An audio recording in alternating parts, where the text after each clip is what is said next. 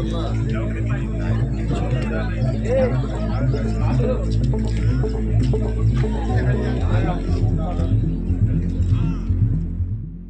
गोवा राष्ट्रीय महामार्गावर चिपळूण तालुक्यातील असुर्डे बौद्धवाडी फाटा येथे गुरुवारी सकाळी तिहेरी अपघातात एका पादचाऱ्याचा मृत्यू झाला.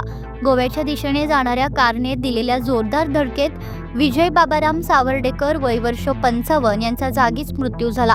चहासाठी रस्त्यालगतच्या स्टॉलवर थांबलेल्या पर्यटकाच्या कारलाही पाठीमागून कारने जोरदार धडक दिली, तसेच एका दुचाकीस्वारालाही ठोकरले. या दोन्ही कार आणि दुचाकीचे मोठे नुकसान झाले. स्थानिकांनी तात्काळ घटनास्थळी धाव घेऊन जखमींना रुग्णालयात हलवले. सावर्डे पोलीस ठाण्यात अपघातांची नोंद करण्याची प्रक्रिया सुरू होती. गुरुवारी सकाळी 9:30 वाजता हा अपघात घडला.